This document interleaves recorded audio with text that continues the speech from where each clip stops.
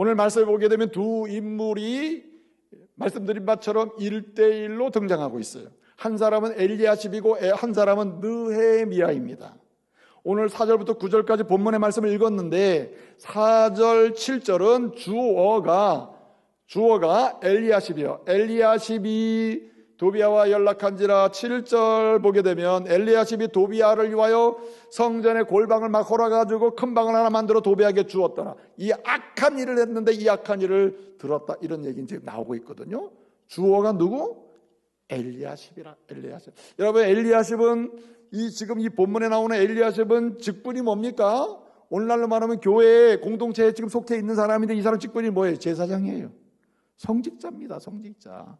그 성직자도 업무가 각각 다른데 그 당시에 하나님의 성전, 그 성전에 방이 많았거든요. 방이 많았는데 그 방은 어떤 방이냐면 때로는 기도하는 방, 때로는 예배 때 제사 때 쓸 예물을 보관하는 방, 어떤 경우는 예물이긴 예물인데 이 기도를 상징하는 게 유향이잖아요. 유향실을 보게 되면은 향이 피우는 향이 올라갔다, 하늘 받아줬다 이럴 때 이 기도의 향기라 그러잖아요. 어떻든 유향을 보관하는 방 등등 이런 방이 있는데, 한마디로 예배가 예배되게, 제사가 제사되게, 그래서 오는 사람, 보는 사람, 성전을 바라보는 사람이 역사 속에서 하나님을 높이고 세상을 축복하고 은혜의 복음으로 살아가도록 은총의 포로가 되도록 말이에요.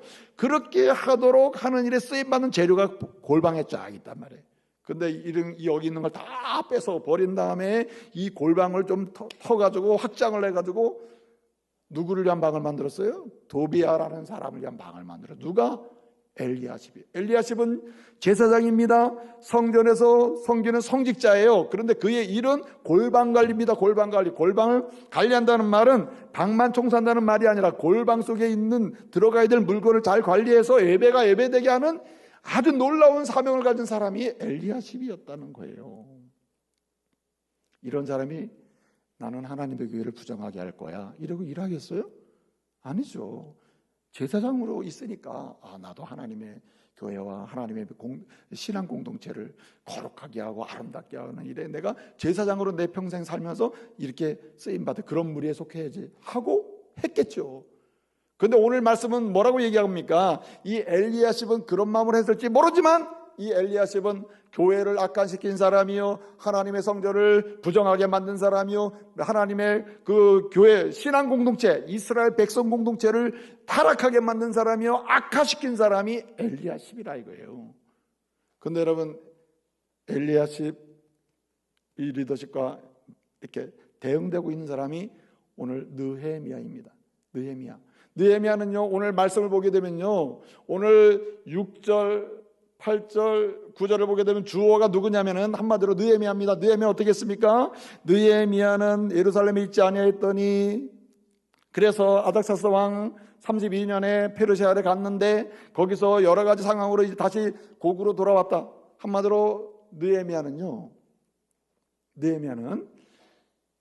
가나안 땅에서 이제 성벽도 건축하고 역사를 주도하는 하나님의 공동체를 회복하고 이런 은혜를 굉장히 누리고 있다가 이제 그를 총독으로 파송했잖아요. 그래서 이스라엘 데리고 3차로 들어왔었단 말이에요. 들어올 때 느헤미야 1장을 보게 되면 약속이 됐었거든요. 1장 2장을 보면 내가 잠깐 갔다가 하고 또 잠깐 돌아와서 페르시아 황제 아닥사스 왕을 제가 도와드리겠습니다. 그러니까 날 좀 보내주고 이래가지고 왔었단 말이에요. 그렇게 와서 성벽도 건축하고 역사를 주도하는 교회로 막 부흥을 시켰어요. 그 쓰임 받았어요. 그래서 가나안 땅에 와서 몇 년 있었냐면 12년 동안 일을 했어요. 12년 동안. 그래서 오늘 본문 말씀을 보게 되면요, 1장 느헤미야 1장부터 11장 3절까지 11장 3절까지는 한 해에 있었던 일이에요. 사실은 한 해. 그러니까 BC 444년, 그때가 제3차 느헤미야와 함께 기환에 들어온 해거든요. 들어와서 52일 만에 성벽을 건축하고 봉헌식을 하고 다 했단 말입니다. 다 했는데 어쨌든 그게 한 해 동안에 있었던 사건이 1장부터 13장 3절까지 기록이 되고 있어요. 핵심은 무엇이었습니까? 역사를 주도하는 신앙 공동체로 회복이 됐다는 게 하이라이트입니다. 결론이란 말이에요. 자, 그런데 이렇게 해서 막 상세한 내용은 이제 그 다음에 안 나왔습니다만은 부흥이 됐어요. 역사를 주도하는 힘은 세속적으로 권력이나 돈은 없지만은 영성, 앞서 말했죠. 영적인 파워가 있어가지고 주변 사람들이 건들지를 못하는 거예요. 그런 공동체가 막 세워졌는데 이게 몇 년이었느냐? 12년 동안 그렇게 느헤미야가 수고를 하고 헌신을 했단 말입니다. 그리고 나서 그 사이에 누가 죽냐면 에스라가 죽어요. 에스라가 천국 갑니다. 자, 그리고 나서 이 느헤미야가 이제 12년이 지났어요. BC 444년에 와가지고 이렇게 12년 동안 역사를 주도하는 교회로 부흥이 됐으니까 몇 년이 된 겁니까? BC 432년이 된 거예요. 432년에 어디로 갔느냐? 이제 페르시아로 잠깐 간 거예요. 왕에게 간 거예요. 여러분, 아닥사스다 왕 때인데 페르시아 제국의 아닥사스다 왕이 된 지 20년이 되는 해에 느헤미야가 이스라엘 사람들을 데리고 들어와서 성벽을 건축했거든요. 그리고 12년이 지났으니까 오늘 본문에 뭐라 그랬습니까? 8절을 보게 되면 뭐라고요? 6절을 보게 되면 뭐라 합니까? 아닥사스다 왕이 된 지 몇 년? 32년에 내가 페르시아로 갔다. 이렇게 되어 있어요. 그러니까 20년에 왕 된 지 20년 때에 왔다가 10여 년이 지나서 32년 때 되면 갔다는 얘기예요. 지금 본문에. 그런데 가서 다시 왔는데 갔다가 다시 며칠 후에 다시 왔어요. 근데 본문에 며칠이라는 말이 있습니다만 이건 히브리어로 야밈이라고 하는데 이 말은 날짜별로 하루 이틀에서 며칠 개념이 아니에요. 사실은 가나안 땅과 페르시아 제국은요. 갔다 왔다 하는데 가는데 몇 달, 오는데 몇 달이에요. 한마디로. 몇 달씩 자꾸 가야 돼요. 그러니까 이거는 뭐 며칠이라 이게 개념이 아니죠. 이 말은 몇 달, 짧게는 6개월, 길게는 1년, 더 길게는 몇 년이 될 수도 있는 단어가 야밈이에요. 오늘 본문에. 그런데 어떻든 6개월인지 1년인지 모르지만은 가서 왕에게 있다가 다시 돌아와 보니까 그렇게 역사를 주도하는 교회로 막 11년 동안 열심히 헌신하는 가운데 부흥이 됐는데 3절까지 4절에 갔다가 오니까 어떻게 됐냐니까 엘리야십이 느헤미야가 없는 동안에 골방을 관리하는 이 제사장이 영향력을 행사가지고 교회를 어떻게 만들었어요? 부정하게 만들고 악화시키고 그렇게 역사를 주도하는 강력한 영적 파워가 있던 교회가 막 뚝뚝뚝 떨어진 거예요. 능력이 없는 상황이 되어버렸다는 거예요. 돌아와 보니까. 그래서 느헤미야가 오늘 본문에 뭐라고 얘기합니까? 이런 사실을 안지라. 그래서 어떻게 했습니까? 결론은 뭐합니까? 이러한 악화된 상태를 정화시키고 부정하게 만들어 놓은 상태를 다시 거룩한 공동체로 세워서 결론은 역사를 주도하는 교회로 다시 세웠다는 이야기가 오늘 본문이. 그러면 느헤미야와 이 엘리야십의 1:1 관계 아니에요? 비슷한 관계죠. 누가 영적인 파워가 더 있다는 말입니까? 누가? 느헤미야란 느헤미야.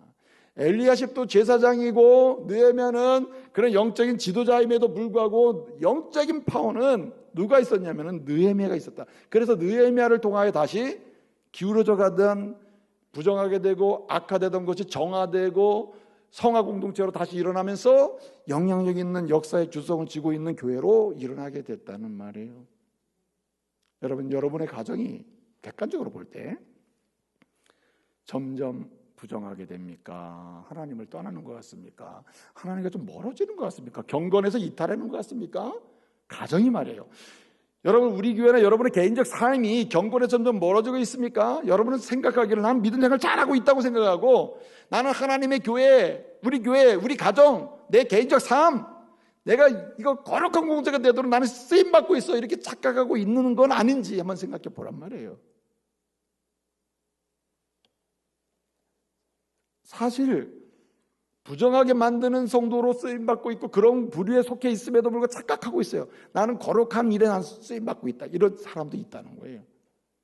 악화시키는 일을 하면서도 나는 성화 공동체가 되도록 내가 힘쓰고 있다. 이렇게 착각하는 사람도 있단 말이에요. 그러니까 여러분 오늘 말씀을 통해서 내가 착각하고 있는지 확인도 해서 착각하고 있다면 치유도 받으시고 다시금 역사를 주도하는 교회로 우리 교회와 저와 여러분의 가정 또 여러분의 삶을 세울 수 있는 은혜가 있기를 바랍니다. 느헤미야처럼 해야 된다. 그럼 어떻게 해야 되느냐? 첫째는 이렇게 부정하게 만드는 사람이 아니라 거룩하게 만들고 성화 공동체 되게 하고 강력하게 아름다운 공동체가 되도록 해서 역사를 주도하는 교회로 세우는 이런 사람이 되려면은 첫째는 따라합시다. 연락하며 살자. 연락하며 살아야 돼요. 그러면 누구랑 연락하느냐가 중요해요. 오늘 4절을 보니까 왜 제사장임에도 불구하고 자기는 나름대로 나는 거룩한 공동체가 되는 일에 난 쓰임받고 있어, 이렇게 착각하면서 사실은 악화시키는 일에 엘리야십이 그렇게 그런 무리에 속하게 됐냐는 거죠. 오늘 4절 하반절을 보게 되면 엘리야십이 성전 골방을 관리하는 사람임에도 불구하고 그는 누구랑 연락하며 살았어요? 도비야랑 연락하며 살아. 도비야가 누굽니까? 도비야는요, 성전을 건축할 때도 반대하고 해방하고, 성벽을 건축할 때도 반대하고 해방하고, 다 짓고 나서도 계속 이스라엘 사람들을 괴롭힌 사람, 하나님의 은혜 받지 못하도록 해방한 사람이 누구냐면은 도비야라는 사람이에요. 근데 여러분, 이 도비야는요 최소한 두 가지를 가지고 있었어요. 첫째는 세상적인 힘을 가지고 있었어요. 그 당시에 세상적인 권력을 가지고 있었단 말이죠, 도비야가 암몬 사람으로서. 두 번째는 돈을 가지고 있었어요. 돈. 세상의 권력과 물질을 가지고 있으니까 엘리야십이 제사장임에도 불구하고 자기가 성전 골방에서 맨날 이렇게 뭐 봉사해야 드러나는 예부적으로 뭐 들어오는 게 별로 없거든. 그러니까 야, 내가 이거 영적인 권위도 품격도 누리면서 뒤로는 물질도 좀 갖고 세상 권세다 연결해가지고 내 힘도 사용할 수 있는 방법이 없을까? 제일 우두머리를 건드리는 거야. 연결시키는 거야. 길밖에 없죠. 도비야랑 어떻게 해요? 연락하며 살았다. 여기 연락했다는 말은요, 카로브라는 말이에요. 카로브. 히브리어로 카로브 도비야 하면 도비야랑 연락했다, 이런 뜻인데, 이 카로브라고 연락한다는 말의 첫 번째 의미는 자기가 찾아가는 거예요. 그 사람이 와서 연락하게 된 게 아니라, 당신이 연락해서 내가 연락하게 된 게 아니라 내가 연락하는 거예요. 내가 접근하는 거예요. 내가. 그 다음에 이 접근만 하는 게 아니라 한번 접근한 다음에 떨어지지 않으려고 해서 막 계속 가까이 지내는 거예요. 오늘날 말하면 계속 날마다 커피숍에서 커피 마시고 빵 먹고 커피 마시고 빵 먹고, 오늘은 이 커피숍 내일은 저 커피숍 계속 가는 거예요. 그리고 세 번째는 뭐냐면 이 카로보 도비야가 뭐 하는 거냐면, 여러분 좀 친하게 지나고 막 그렇게 막 돌아다니다 보면 어때요? 당신 아들 있지? 아들이 있어. 당신 딸이 있지? 딸이 있어. 그럼 당신 딸하고 내 아들하고 그러면 우리 사돈 맺자 해가지고, 한마디로 결혼을 통한 친족관계에 들어가는 상태가 연락하는 상태. 오늘 본문에. 그러니까 여러분, 느헤미야 6장을 보면요, 개혁하는 상황인데 그때 벌써 이스라엘 사람들 중에는 암몬 사람이나 뭐 모압 사람이나 이런 사람들 들어와가지고 막 결혼도 하고 그런 상황이 있었거든요. 그런 부류의 사람 중에 한 사람이 바로 엘리야십이었다는 말입니다. 제사장이 그 정도 됐다면 이거 심각한 거 아니에요? 근데 본인은 몰라요. 나는 주를 위해 산다, 나는 교회를 거룩하게 하는데 헌신하고 있다, 이렇게 착각을 한단 말이에요. 이게 직분이 말해주는 게 아닙니다. 여러분 보세요. 목사라고 말입니다. 그 자체로 거룩하게 쓰임받는 것도 아닙니다. 장로님이라고 그 자체로 거룩하게 하는 부류에 속하는 것도 아니고요. 권사님이나 뭐 안수사님이라고 해서 자동적으로 하나님의 교회를 거룩하게 아름답게 하는 일에 그냥 그 부류에 들어가는 게 아닙니다. 그리고 있는 동안에 자기도 모르게 악화시키고 부정하게 만드는 그 부류의 사람에 그냥 속하게 되는 거예요. 그러면 어떻게 되느냐? 바로 그거예요. 연락하며 살아야 돼. 누구랑 연락하며 살아야 되느냐? 엘리야십처럼 도비야 같은 사람과 연락하며 살면 안 되고, 오늘 본문 말씀을 보게 되면은 느헤미야는 누구랑 연락하며 살았느냐? 이 느헤미야 얘기가 6절, 8절, 9절에 나오는데, 이 세 절을 보게 되면은 느헤미야가 나오는 것보다 왕. 누구랑 친하게 지냈다고요? 왕하고 친하게 지낸 겁니다. 왕하고 연락하며 산 사람.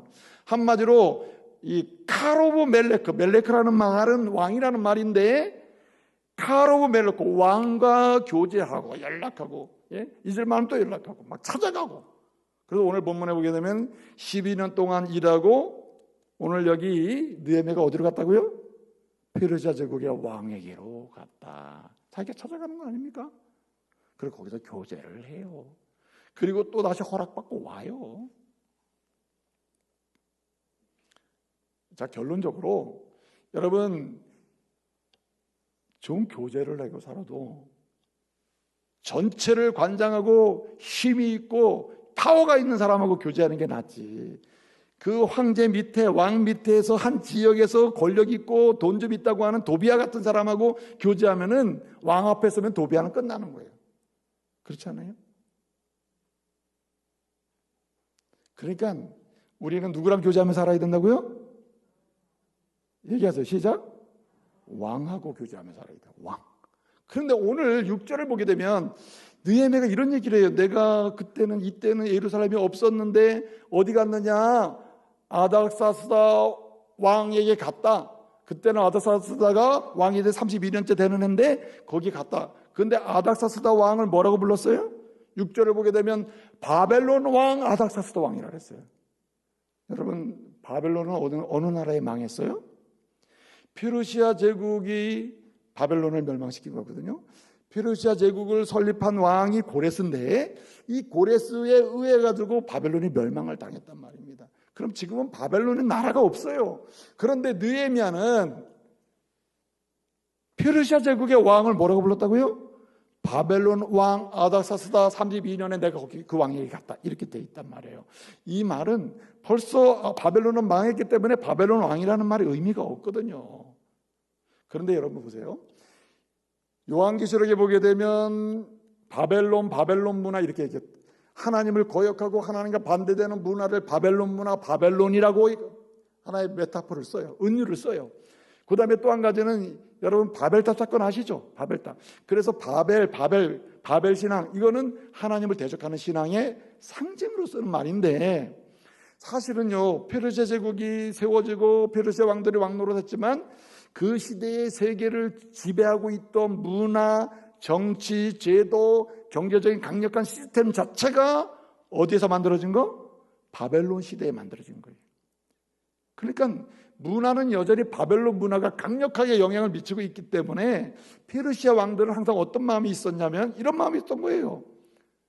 내가 페르시아 왕이지만 항상 바벨론 왕의 후계자를 바벨론 왕의 후계를 자처하고 살았어요. 이런 상황이었단 말입니다. 그러니까 현실적으로 페르시아 왕이지만 바벨론 왕을 후계로 생각했다는 거죠. 이것이 현실이었습니다. 그 당시에.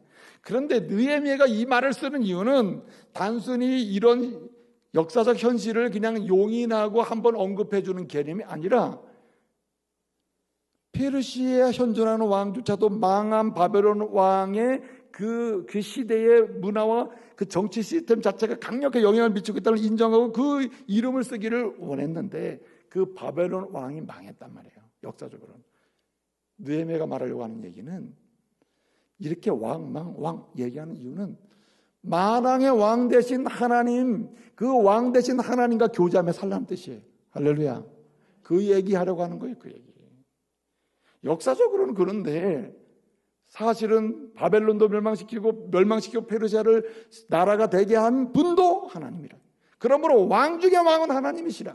누구랑 교제하며 사는 사람이 역사를 주도할 수 있느냐? 세상에서 힘이 있다고 하는 세상의 군왕들과 교제하는 사람이 아니라 세상의 권력자와 교제는 못해도 세상에 돈 있는 사람과 교제는 안 돼도 세상이 나에게 뭘 줄 수 있는 사람과 내가 교제는 못할지라도 세상에 교제하는 교제권이 다 끊어질지라도 전능하신 하나님과 연락하고 교제하며 사는 사람은 반드시 그 인생 여정에 거룩하게 하는 일에, 아름답게 하는 일에, 그리고 하나님이 주신 사명을 감당하는 일에 쓰임받게 될 줄로 믿으시기 바랍니다. 하나님과 교제하며 살아야 돼요. 이제 말씀을 마치겠습니다. 보십시오. 지금까지 여러분의 인생 전체, 사실 인생은 연락하며 사는 거거든요. 누구랑 연락하며 사느냐, 시간을 허비하느냐, 시간을 사용하느냐, 이게 달라집니다. 그러므로 여러분 오늘부터 여러분의 인생의 연락의 대상을 다 검토해 보시고 우선적으로 하나님과 연락하는 그 시간을 확보하시길 바랍니다. 기도로 연락하고 찬양으로 연락하고 말씀 묵상으로 연락하고 예배로 연락하고 이 확보를 해야 돼요. 그리고 하나님의 거룩함을 사모하는, 거룩한 역사에 희생하고 헌신하는, 부정하게 하는 사람이 아니라 성화공사가 되도록 쓰임받고 헌신하고자 하는 이런 사람들과 또한 연락을 해야 한다는 거예요. 여러분, 역사를 주도하는 교회, 가정, 성도가 되기 위해서는요, 교회를 부정하게 하는 사람은 절대 쓰임받지 못합니다. 거룩하게 하는 일, 아름답게 하는 일, 그렇게 헌신하는 사람이 쓰임받아요. 방법은 딱 하나예요.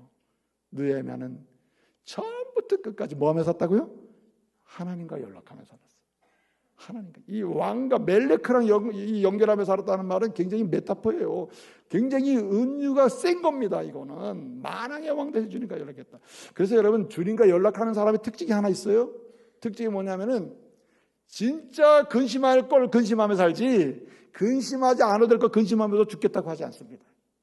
여러분, 느헤미야를 구성하는 한 단어가 있거든요.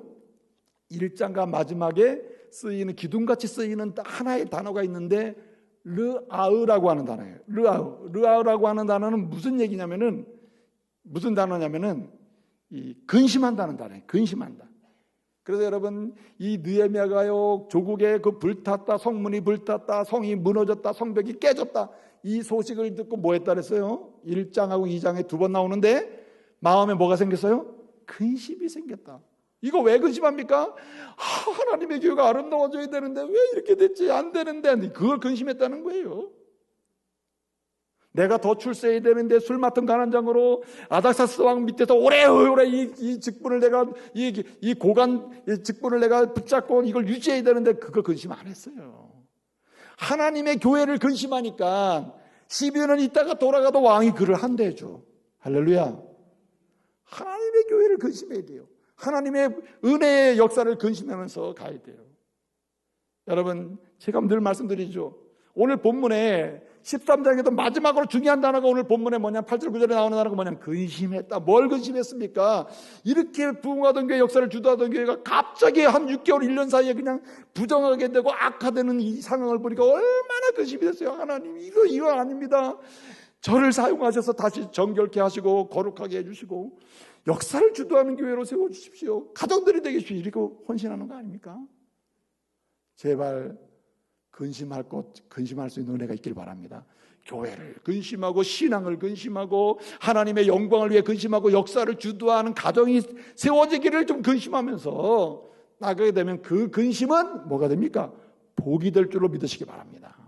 그래서 여러분, 고린도후서 7장 10절을 보게 되면 이런 말씀이 있습니다. 바울은 고린도 교회 성도들에게 얘기해요. 주님의 뜻대로 하는 근심은 뭘 만들어내요? 회개에 이르게 하고 구원의 역사, 건짐의 역사, 살림의 역사를 일으킨다. 할렐루야. 반대로 말이에요. 네? 반대로 세상 일 때문에, 돈 때문에, 권력 때문에, 세상의 매일 일 때문에 근심하는 사람은 그 근심의 결과가 뭘로 온다 그랬어요? 사망. 죽는다. 엘리야십 같은 사람이 된다는 거예요. 그러므로 여러분, 오늘부터 멋있는 근심하며 사시기 바랍니다. 우리 교회가, 우리 가정이, 우리 자녀들이 하나님의 거룩한 무리가 돼서 역사를 주도하는, 세상을 축복하는, 하나님을 높이는 멋있는 공동체가 됐으면 좋겠다. 이거 근심하는 가운데 주의 은혜의 복을 누리시기를 말씀으로 축복합니다.